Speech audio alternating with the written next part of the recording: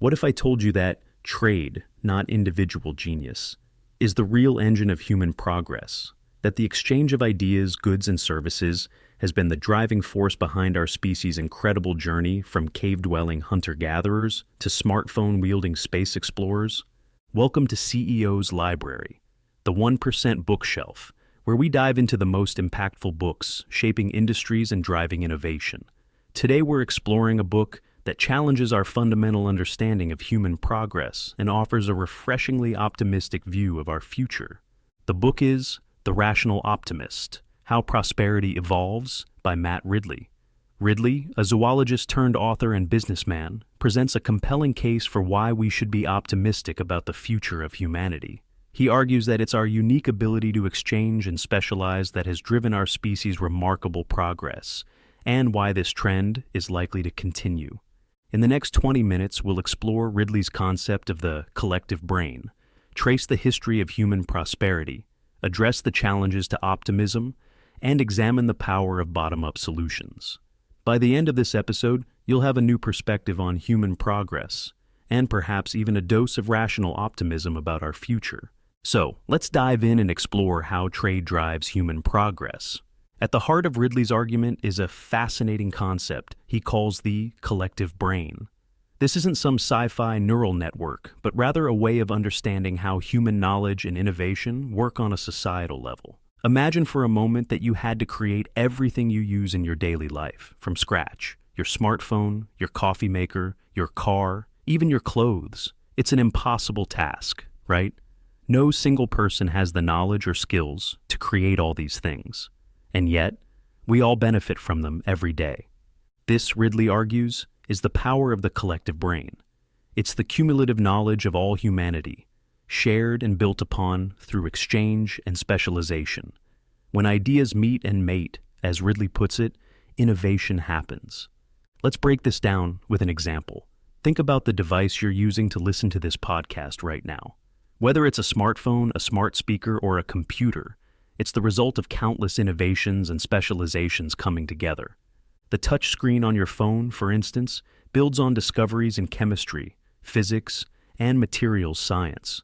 The software running on it relies on advances in computer science and mathematics.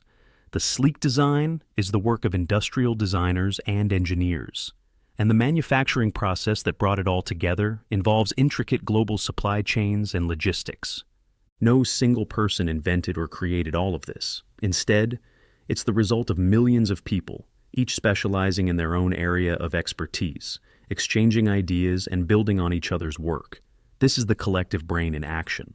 Ridley argues that this process of specialization and exchange is what sets humans apart from other species. While other animals might use tools or even engage in simple forms of trade, only humans have developed such complex and far-reaching networks of exchange. This ability to specialize and trade isn't just about material goods, it's also about ideas. In fact, Ridley suggests that the exchange of ideas is even more crucial to human progress than the exchange of goods. Think about how knowledge spreads in the modern world. A scientist in Japan might publish a paper that inspires an engineer in Germany, who then collaborates with a programmer in India to create a new technology. This technology might then be adapted by an entrepreneur in Brazil to solve a local problem. Each step of the way, ideas are meeting, mating, and multiplying. This process of idea exchange has been supercharged in the internet age. Now, more than ever, people from all corners of the globe can share knowledge, collaborate on projects, and build on each other's ideas. The collective brain has gone global, and it's operating at a speed and scale never before seen in human history. But here's the key insight. This process isn't driven by top-down planning or control. It's a bottom-up, emergent phenomenon. No one person or organization is directing this vast exchange of ideas and innovations. Instead, it happens organically as people pursue their own interests and seek to solve problems. This brings us to one of Ridley's most provocative claims: that human progress is not primarily driven by individual genius or lone inventors. Instead, it's the result of this collective, cumulative process of exchange and specialization. Sure, we celebrate individual innovators like Thomas Edison or Steve Jobs, But Ridley argues that even these famous figures were really just tapping into and building upon the collective knowledge of their time. They were important nodes in the network, but the network itself, the collective brain, is the true source of innovation. This view challenges our traditional narratives about progress and innovation. It suggests that the key to advancing human knowledge and improving our lives isn't just about funding more research or waiting for the next genius to come along. Instead, it's about creating conditions that allow for the free exchange of ideas and the development of specialization. As we move forward in our discussion, keep this concept of the collective brain in mind. It's the foundation for understanding Ridley's optimistic view of human progress and why he believes this progress is likely to continue. Now that we understand the concept of the collective brain, let's take a journey through time to see how this process of exchange and specialization has driven human progress throughout history. Our story begins in the Stone Age. Picture a small band of hunter-gatherers, each member of the group performing similar tasks: hunting, gathering, making basic tools. There's little specialization, and the exchange of goods and ideas is limited to this small group. But even at this early stage, we see the beginnings of specialization and trade.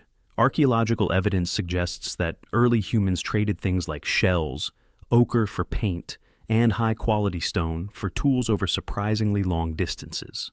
This early trade wasn't just about the goods themselves, but also about the ideas and technologies that came with them. As these networks of trade expanded, so did human capabilities. The agricultural revolution, starting around 10,000 years ago, was a major leap forward. But contrary to popular belief, Ridley argues that agriculture didn't create civilization. Rather, trade and specialization made agriculture possible and necessary. Think about it. Growing crops requires a whole set of specialized knowledge and tools. You need to understand seasons, soil conditions, plant life cycles.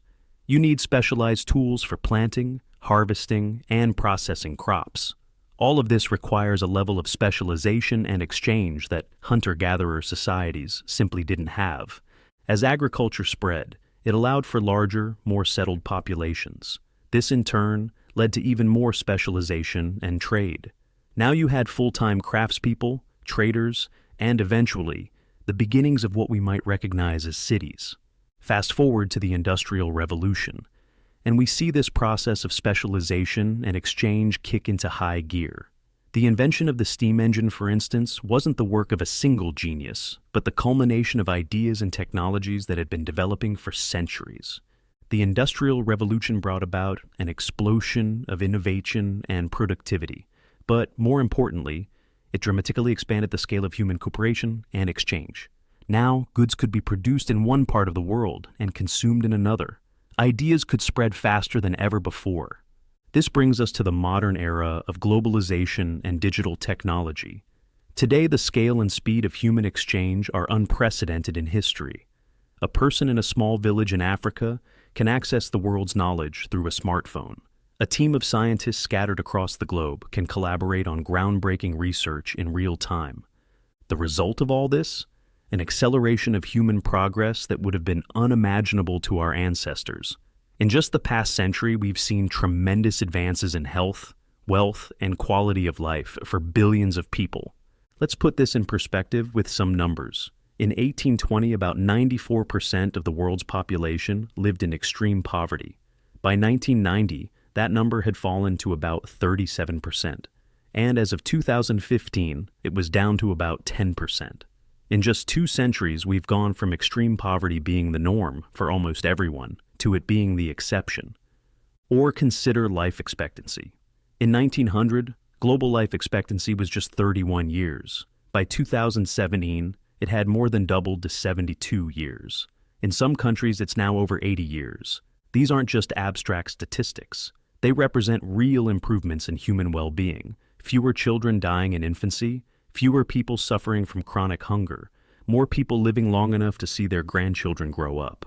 And it's not just material progress. We've also seen advances in human rights, education, and personal freedom. More people than ever before have access to education, can participate in democratic processes, and have the freedom to choose their own paths in life.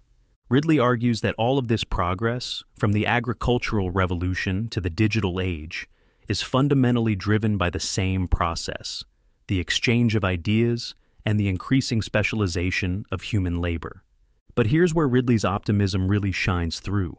He argues that this process of exchange and specialization, far from slowing down, is actually accelerating. The internet and digital technologies have created new possibilities for exchange and cooperation on a global scale. Think about how easy it is now to learn new skills, start a business, or collaborate with people on the other side of the world.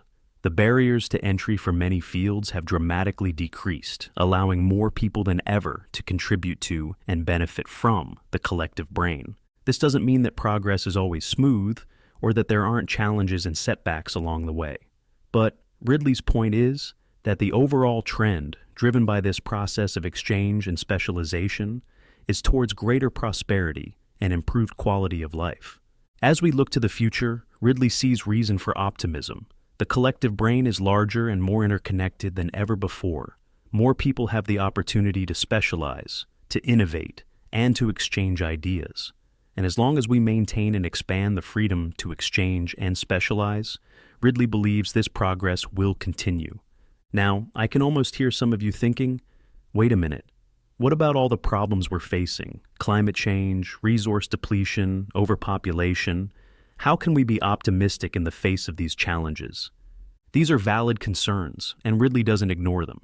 Instead, he addresses them head-on, arguing that many of our pessimistic predictions fail to account for human ingenuity and our ability to innovate in the face of challenges.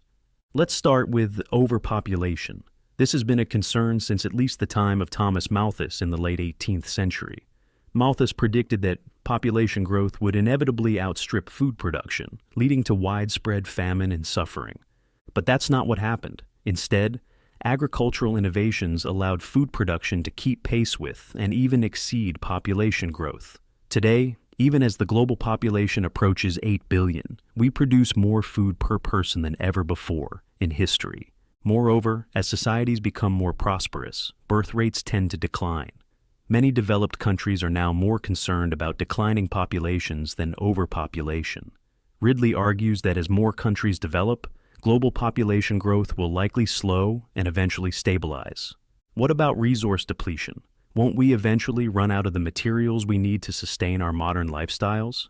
Ridley's response is that throughout history, human ingenuity has found ways to do more with less and to develop alternatives when resources become scarce. Take energy, for example. In the 19th century, there were fears that the world would run out of whale oil, then the primary fuel for lamps. Instead, we developed kerosene lamps, then electric lighting. Each transition not only averted a crisis, but led to more abundant and cheaper lighting. Similarly, today we worry about running out of fossil fuels, but we're also developing renewable energy technologies at an unprecedented rate. Solar power, for instance, has become dramatically more efficient and less expensive over the past few decades.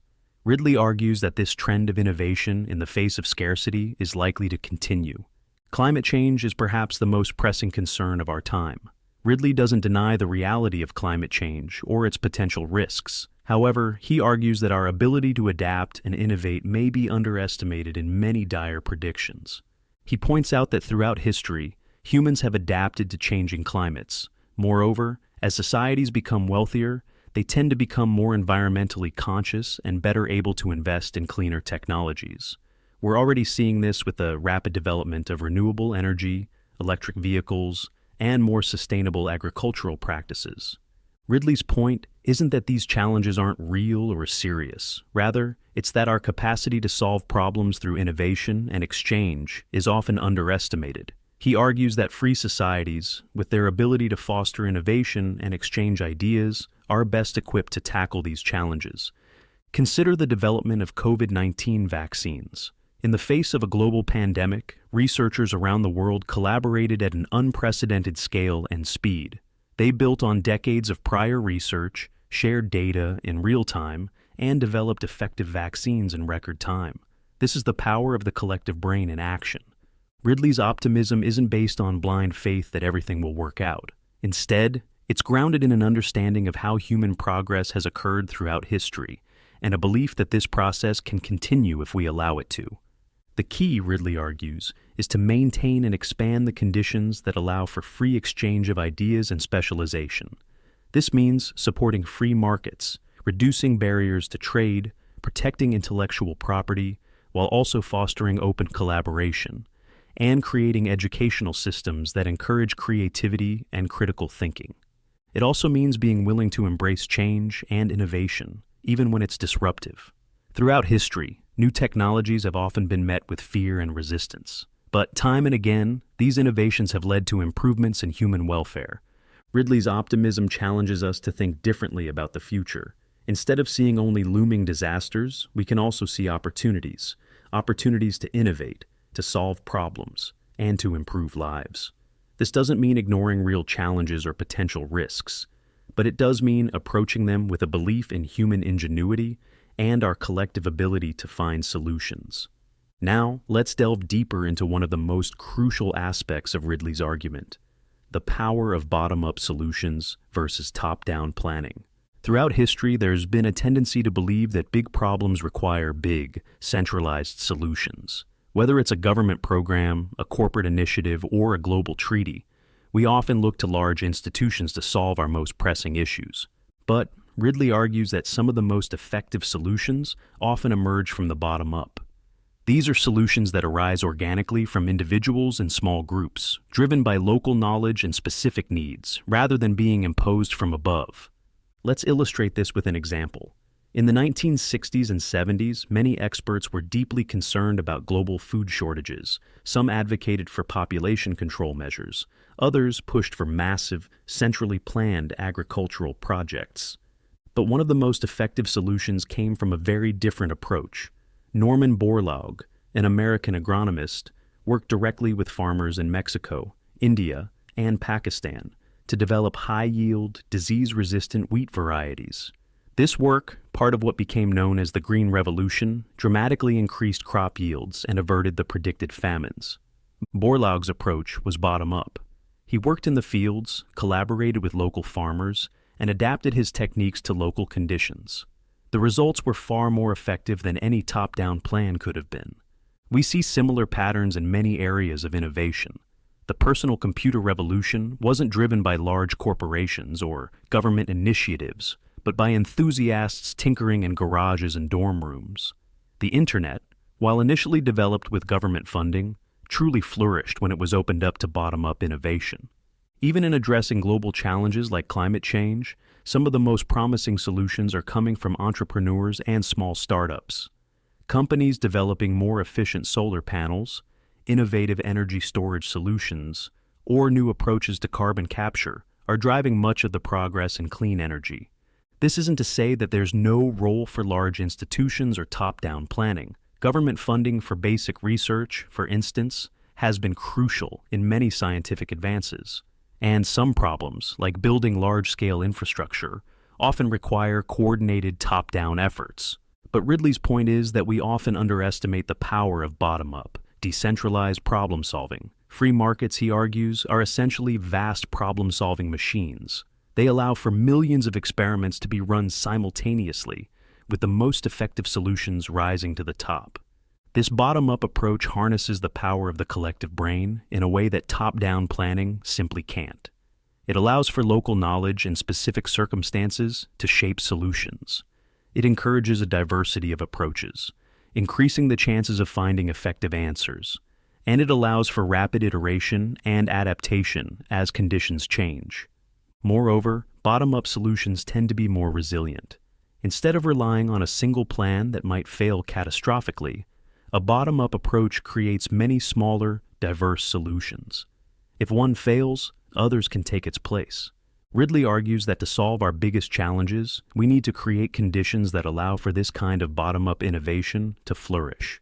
This means reducing barriers to entry for new ideas and businesses. It means allowing for free exchange of ideas and goods across borders. And it means fostering education systems that encourage critical thinking and creativity. It also means being willing to accept a certain amount of unpredictability. Bottom-up solutions can be messy. They don't follow a neat, predetermined plan. But this very messiness is what allows for unexpected breakthroughs and innovations. As we look to the future, Ridley's insights on bottom-up solutions offer a powerful perspective on how we might approach our biggest challenges. Rather than waiting for a single, perfect solution to emerge from the top, we can empower individuals and communities to innovate and problem solve. This approach not only has the potential to be more effective, but also more democratic and inclusive. As we wrap up our exploration of the Rational Optimist, let's look ahead to the future that Ridley envisions. It's a future that, despite the challenges we face, is fundamentally optimistic. Ridley sees a world where the pace of innovation continues to accelerate. He envisions breakthroughs in clean energy that make fossil fuels obsolete, not because of top-down mandates, but because they're simply cheaper and more efficient. He sees advances in biotechnology that could cure diseases we currently think of as incurable. He imagines new materials and technologies that could make space exploration and colonization a reality. But perhaps more importantly, Ridley envisions a world where more people than ever before have the opportunity to contribute to and benefit from the collective brain.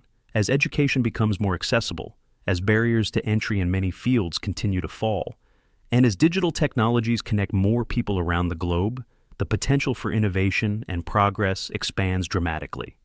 This doesn't mean there won't be challenges. Climate change, resource management, and adapting to rapidly changing technologies will all present significant hurdles. But Ridley's optimism is based on our track record of solving problems and our expanding capacity to do so.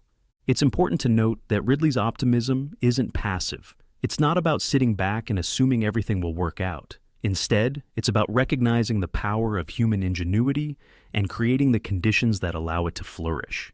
It's about embracing change and innovation, even when it's disruptive. And it's about maintaining and expanding the freedom to exchange ideas and specialize. So, what does this mean for us, as individuals and as a society? How can we embrace this rational optimism? First, it means staying curious and open to new ideas. The next big breakthrough could come from anywhere, and dismissing ideas too quickly could mean missing out on important innovations. Second, it means supporting policies and institutions that foster innovation and exchange. This could be anything from supporting education initiatives to advocating for free trade and open borders for ideas. Third, it means being willing to take risks and embrace change. Progress often involves disruption, and being too wedded to the status quo can hold us back. Finally, it means maintaining a sense of perspective. When faced with challenges, it's easy to fall into pessimism. But looking at the long arc of human progress can remind us of our capacity to solve problems and improve our condition. Ridley's rational optimism offers a powerful antidote to the often gloomy narratives that dominate our discourse. It reminds us that, despite the very real challenges we face, we have more reason for hope than ever before. Our capacity for problem solving, driven by our unique ability to exchange and specialize, has consistently allowed us to overcome obstacles and improve the human condition. As we face the challenges of the 21st century and beyond, this optimistic perspective can inspire us to innovate, to collaborate, and to believe in our collective ability to create a better future.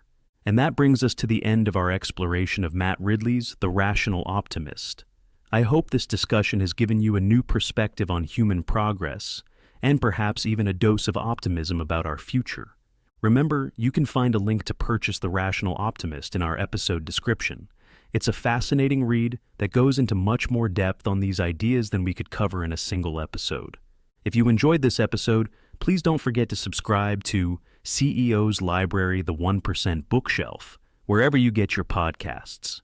And if you found value in today's discussion, consider sharing it with a friend who could use a dose of rational optimism. Thank you for listening, and until next time, keep reading, keep thinking, and keep optimistic about the power of human ingenuity and exchange.